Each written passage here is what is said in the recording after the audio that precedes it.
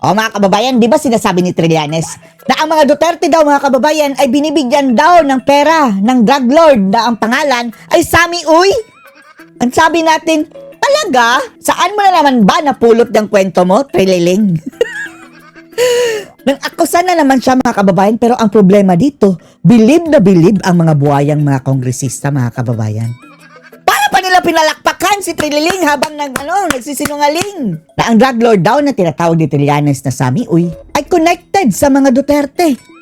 Eh kung paniniwalaan yan ng mga buhaya mga kababayan, eh dapat paniwalaan din nila itong post ni Tamba June 20, 2019 mga kababayan na kung saan kasama mismo ni Tamba Luslos mga kababayan yung tinatawag ni Trillanes na Sammy Uy na isang drug lord di umano sabi ni Trililing sa litrato. Oh, Martin Romualdez, June 20, 2019. Nagpunta siya sa Davao mga kababayan at nagpasalamat siya ni VP Sara. Ang sabi niya, maraming salamat for making time for me and my friend Sammy Uy. Me and my friend ha. Ang sabi niya kay Sara, salamat Sara ha, dahil binigyan mo kami ng oras ng kaibigan ko na si Sammy Uy. Me and my friend Sammy Uy. And for always showing malasakit to our countrymen. Ito yung nagsisip-sip pa mga kababayan si Tamba Luslos. Sinama niya si Sammy Uy na i-meeting si Sara mga kababayan. Oh, ngayon mga buhaya! Ano na yan? Ibig bang sabihin, pwede na rin tawagin si Tamba Luslos na kaibigan ng isang drug lord? Naniniwala sila kay Trillanes eh. Pero mga kababayan, in fairness dyan kay Sammy Uy, marami ang makakapagtestigo mga kababayan, kagaya ng Jel Sonsa, yung iba't ibang mga tao mga kababayan na personalities. Mayaman yan.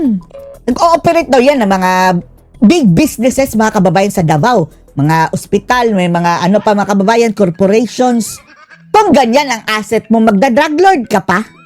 Tapos sa Davao pa, na tinutugis nga, wala nang bintahan mga kababayan ng talamak dyan sa Davao. Isusugal mo ang iyong mga negosyo. Ang negosyo niyan mga kababayan, by the billions. Tapos, sasabihan nilang drug lord. Walang hiya. Dapat kasuhan si Trililing niyan mga kababayan. Pero eto, mga buhaya dyan sa Kongreso, kung naniniwala kayo na drug lord, maniniwala din ba kayo na si Tamba Luslos ay kaibigan ng drug lord?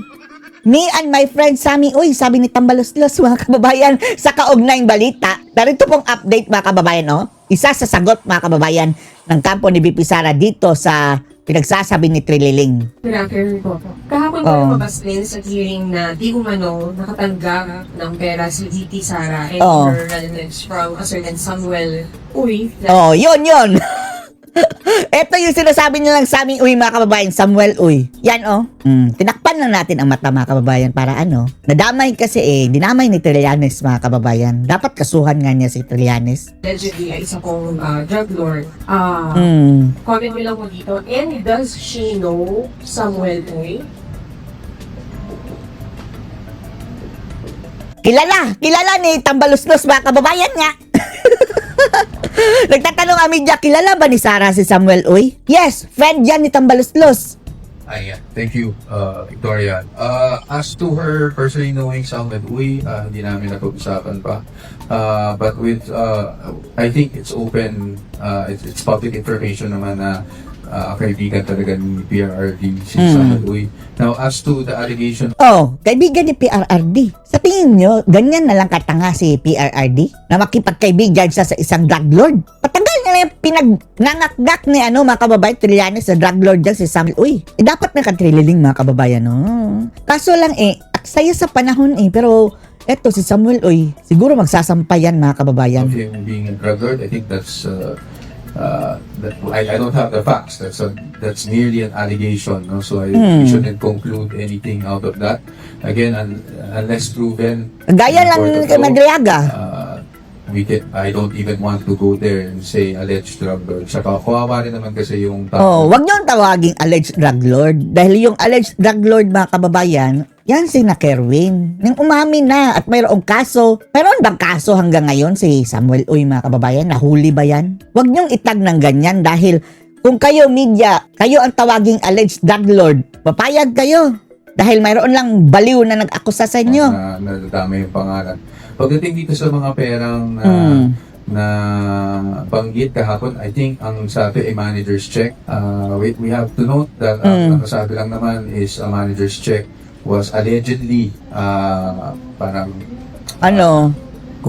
nagpagawa ng manager's check. Hala, pareho kay Madriaga mga kababayan, yung sinasabing check daw ni nakuha ni Madriaga na pareho ang serial number. Check lang pala na pinagawa, tapos hindi pa pala mga kababayan pinalitan. Gawa-gawa na naman nila yung check na yan mga kababayan. Alam na this. Allegedly si Sammy, where the recipients are the Vice President and ganito and who else. So, yun lang yung nakasulat no? Wala naman doon anything na natanggap talaga nila. And as you know, the Vice President already issued. Check lang pala. Yung hawak din na Trillanes mga kababayan. Alam na natin yan. Sila lang din sina Trillaling mga kababayan gumagawa-gawa ng checking yan. Tapos, naghahanap sila ng tao mga kababayan na pwede nilang ilagay sa pangalan ng cheque para mabintang nila sa kanilang mga propaganda. Denying that she had received any of these amounts of money that were presented yesterday. Now, again, we don't want to get into the details, but those checks, we're confident that we will be able to clarify everything and show the public kung ano talaga yung nangyari sa checks. Grabe, and no? kung meron man talaga. Mas malala pa to kay Madriaga mga kababayan, si Trillanes, ang kanyang kasinungalingan. Malala pa. No? Pagdating ng prangka. Dahil pati si Kitty akalain nyo mga kababayan 8 years old o 7 years old pa si Kitty nung ina-allege si Trillanes na nakipag-deal na daw sa mga drug lord. Tragis ka, bakla ang Trillaling ka. And also, si Committee on Justice Chair Luistro, sinabi naman po niya kanina sa isang interview na the evidence versus VP Sara surpassed threshold of probable cause for impeachment. Diyos ko Lord, Luistro. Humanda ka Luistro. Selda yan mga kababayan, ito si Luistro. Dahil krimen na itong ginawa na mga kababayan, lalong-lalo na yung paglabas ng info sa AMLA. Krimen na. At yung pala mga kababayan, yung immunity nila. Sa libel lang pala ang kanilang immunity mga kababayan. Hindi sa other criminal na offenses, which is this one, nalabag ang privacy. So disgrasya ka Luistro. Comment on that. Well, I guess, again, with all due respect to Chairperson Luistro, Huwag mong i-respect yung baboy na yan. I don't want to be debating with her, but it's being the chairperson of the Committee on Justice, sabi nila, yan nga ang trabaho nila, mag-determine ng probable cause with that statement. So I guess we know what her position is. So, and if they put it to a vote, again, nasa kanila naman yan, yung determination ng probable cause. If Magbutuhan na kayo, huwag niyang patagalin, mga ungas. If it so happens that talagang magkaroon ng determination of probable cause, is given to plenary and transmitted, tayo, we will not anymore debate on what they did there, but we will just face them in the Senate. Of course, without waiving the petition that we filed. Nagalit sila, no? Nagalit sila mga kababayan dahil nagpa-press con si Napoa. Grabe! Ang sakit talaga ng kanilang mga puwet, mga kababayan. The Supreme Court regarding what we see as constitutional infirmities dito sa mga proceedings na ito. Next is Mr. Jason Rubrico, SNNI. Jason Rubrico. Sir, first question, under whose AMLA passed or under whose section 9 ng AMLA, it provides for the SDRs and CDRs shall not be disclosed and are protected from public release. And this confidentiality is reinforced by the past secrecy law and related financial privacy laws. So, papalitan ko Mayroon silang nilabag sa batas. Yan. Posible po ba may nalabag na batas ang AMLA at ang House Committee on Justice sa paglalagdat ko ng bank accounts ni TV Sara Ucay? Maliwanag yan, mga kababayan. Attorney Vance Carvio. And posible po ba na dadalhin yung po ninyo ang usapin na ito sa Korte Suprema if may nakita na kayong paglabag? Talaga pupunta yan sa Korte Suprema. Okay.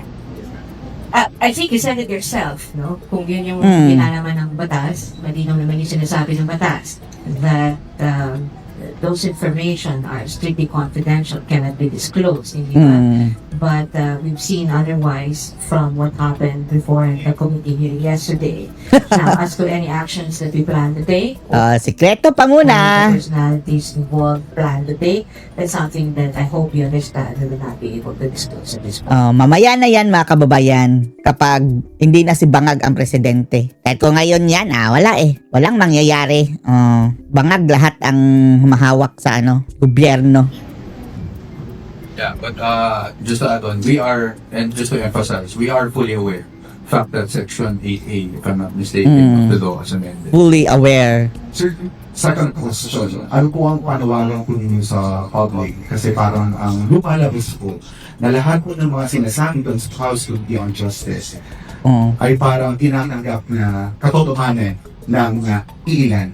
So ano po ang panawagan ninyo sa publiko? Sa gitna po ng usapin ngayon involving the Vice President? Siguro simple lang po talaga ang panawagan na Ang nakakainis ng mga kababayan ang mga kabataan, mga estudyante, inuulol ba yan ng mga kababayan, mga teacher na dilawan? Pinupoison. Maraming mga kabataan, mga kababayan ang parang nag-convince. Diyos ko, Lord. let's just be cautious doon sa mga lumalabas without saying that they're false, because that's really not my point. I'm not saying false yung mga lumalabas. All I'm saying is we have to be cautious, especially with, and ang panawagan namin is hintayin nila kami ang aming ebidensya para Sa Senado. lahat ng mga lumalabas ngayon. Kasi, mga kababayan, sa Kongreso, ano gagawin nila ni FOA doon? Hindi nila pwedeng isabi ang kanilang depensa, mga kababayan. Ano sila, siniswerte? Malalaman na ang kanilang defense. Pagdating sa Senado na, sinabi na yan doon mayroon na kaming pang-counter. Iti-twist na namin yan. Mapaghahandaan na ang strategy. Nonsense ang pagharap nila doon, mga kababayan, sa mga buaya. At saka, for what? Tapos nang magbutuhan. Sir, statement. Isa sa mga nasa likod ng mga parada ng former Senator Trillanes is the sitting president. So, may magiging hakbang po ba ang defense team laban po sa Pangulo? Not for now kasi wala untouchable yung Bangag ngayon Hindi pwede kasuhan yan si Bangag ngayon. At darating din ang araw, mga kababayan, lalong-lalo na kawawa si Tatay Digong, no? Wala nang labasan si Tatay Digong for a long time, mga kababayan, kahit ma-acquit siya. Itong trial na to, mga kababayan, it will take years and years. At pwede pang maging isang dekada, mga kababayan, ang aabutin. Na-confirm na lahat ng charges, mga kababayan, ng mga NPA, mga trililing, mga siraulo, mga kababayan, mga adik, kinonfirm ng ICC na valid daw. So, tuloy ang trial ni Tatay Digong. I don't think we're I don't think we're at liberty to discuss things like that because we're just limited to the impeachment proceedings. So sa atin, di kami magko-komento anything outside, especially of course if it relates to the president. Wala po tayong Yan ang gusto natin kay FOA, mga kababayan, dahil hindi sumasakay sa intriga Good job, kung may FOA! kinalaman dyan, kami po dito lang po kami sa impeachment ang focus. Ms. Nympha Raga, Lloyd Easy naman. Good afternoon po, attorneys. Question ko po una, sasagutin niyo ba o hindi na talaga sasagutin o i-refute yung po mga lumabas na allegations sa House? Sasagutin. Ay, nako. Ayan na naman sila, mga kababayan. Sumagot ka. Doon na nga yan sasagutin sa Senado dahil hindi naman yan trial court dyan sa Kongreso. Sasagutin po sa impeachment court. Doon po natin sasagutin lahat yun. Doon po naman ang tamang forum kung saan namin sasagot lahat ng yun.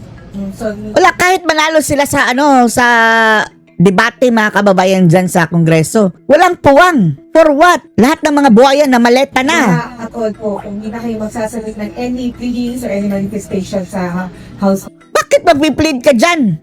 Magmamakaawa ka sa buhaya? We have to wait for developments. No, we cannot say that we will not submit any manifestation whatsoever. But you have to remember that the main petition before the Supreme Court is really questioning the jurisdiction as to the nature of the proceedings that are being conducted. Again, hindi namin kino-question ang power of the House to initiate impeachment proceedings. I think that's very clear under the Constitution.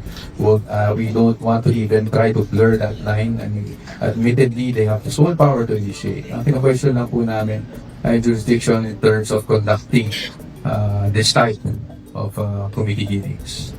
And then, di ba isa dun sa reason po ng inyong pagdulog sa Supreme Court yung sinasabi na mini trial na yung nangyayari. Napatibay po ba nung nangyari kahapon yung inyong argumento na yan? At gagamitin po ba yan si pagpapan ng panibagong petition or any rejoinder sa Supreme Court?